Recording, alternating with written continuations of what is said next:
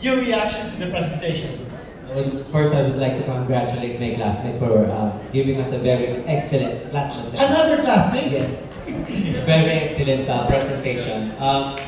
The reason why I included developmental pediatrician, the view of the developmental pediatrician into this lecture is that I want to establish or because we are licensing a very young population of playing players, and what are the things that I need to watch out for all licensees when they apply. So the one thing that I'm monitoring is their state of nutrition. So I usually measure their BMI. Yeah, if they are well nourished or not. So more or less you can gauge whether they are spending more time in playing or taking care of themselves, like nutrition. So, but I'm not closing my the idea of giving licenses. Actually, I have one RHD patient.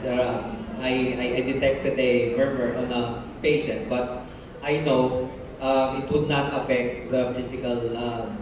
The video gaming will not affect the physical status of the patient. So I gave the applicant a license. So there. Dr. Viernes, may I ask, what age is the youngest that you have given a license to for esports? Actually, we need to have a parental consent if they're below 18. So we do not issue license if there's no parental consent for 18-year-old below. With parental consent? Yes. For 18 What and was above, the youngest that you have given? I think 15. 15 years old. Dr. Eusebio, what is your reaction to that? That professional license are being given to those who are even 15 years old? Because when we speak about pediatrics age group, it's up to 18 years of age. And therefore, it needs a parental consent. The child is not mature enough yet to decide on his own. Beyond that consideration, ma'am. Beyond that, yeah. The idea of giving a license, a professional license, to someone who's 15 years old to be a professional esports gamer. Yeah. I don't think they will allow that because in pediatrics, you still have to have the consent of the parents before up to the age of 18. No problem with the parental consent. But Assuming there is gaming, parental consent. I don't see any problem because I have already mentioned the advantages and disadvantages. For as long as everything is in moderation and it's not affecting his performance or his social emotional state. Commissioner Vitug, what is your reaction? Well, first of all, I want to thank Doctora. This is one of the most comprehensive reports about gaming that I've heard. And actually, I don't disagree with anything of it. We've known the advantages of gaming. But for the disadvantage naman, what was said, for example, was isolation, waste of time, physical problems, sedentary life. Those are problems related to addiction. Which, to be fair, outside gaming, if you're addicted to something, if you're spending 10, 12 hours of your life on it, it's bad. So I don't think it's necessarily a hit against gaming. I think what's important to note is that for GAB, for example, esports is different from gaming. So esports is the highest competitive aspect. Gaming is very general. So in fact, yung mga professionals, and the real professionals, they have very strict training regimen. They have 8 hours training, they have review sessions, they have coaches, some even employ sports psychologists, dietitians.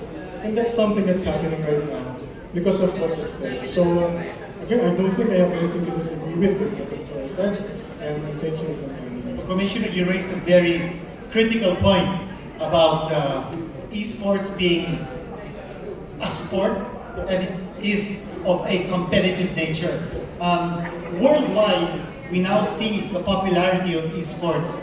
It's going to be an event in the Southeast Asian Games. How do you see the attraction of esports being a competitive sport that can go up to a very high level as something that is appealing more to the younger generation rather than the older generation? Well, I think it appears just because they start so much earlier. Right? You're not starting with a physical disability or disadvantage, wherein you're not developed yet, you're still going puberty. Whereas in esports, the athletes are younger, because at 13, they're actually as possibly as capable as someone older.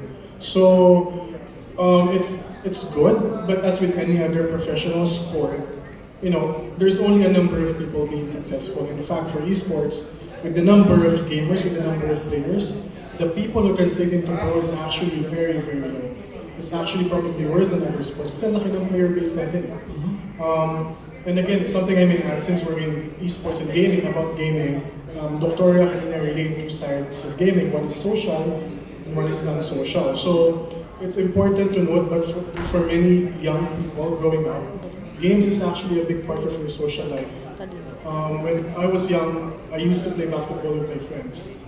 Now people play games with their friends. And even on the non-social games, that's something we talk about during break. So they play it alone, but in the same manner, it's also social for them. I can discuss with my friend because we're both playing it.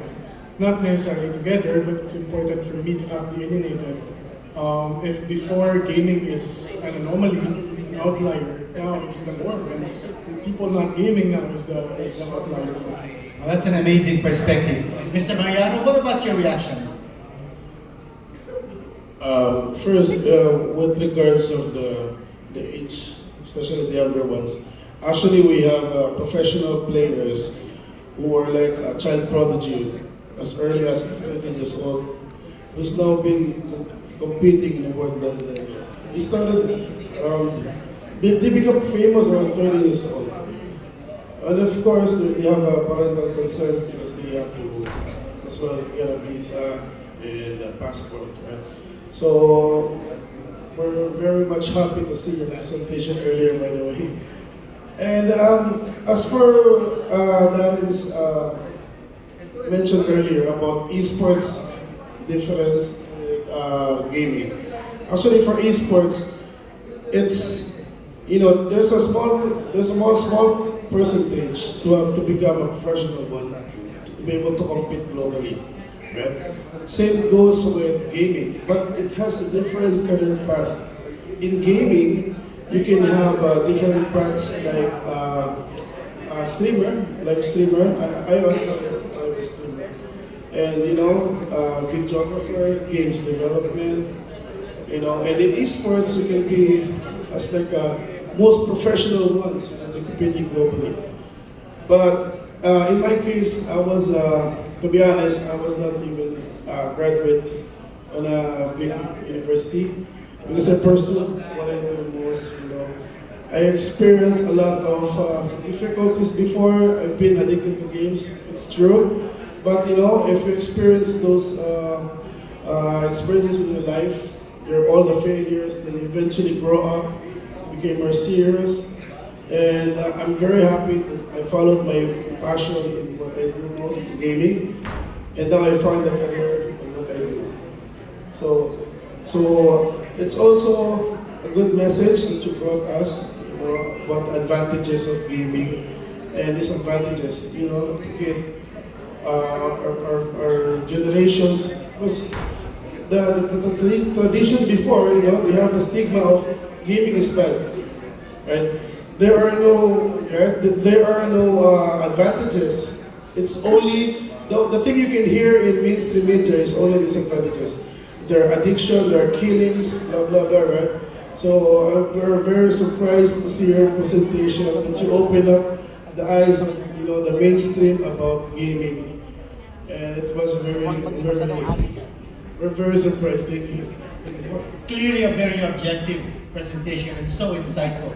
By the way, if any one of you would have any question to ask Doctora or any of our personalities on stage, please send them over, write them up, and then we'll read out the questions for you. But if there are none, Doctora, maybe a parting message from you, considering that esports will now be a medal event in the Southeast Asian Games. What can you tell our prospective esports practitioners? I think we need to continue to support them and encourage them, because whether we like it or not, it is going and coming, and therefore the best thing is we just have to support them. Just make sure that there are balanced enough in terms of being good in that sport, but at the same time not forgetting their education. Thank you very much. No more questions? A round of applause for Doctora. I thought the presentation was excellent. Thank you very much, Dr. Eusebio.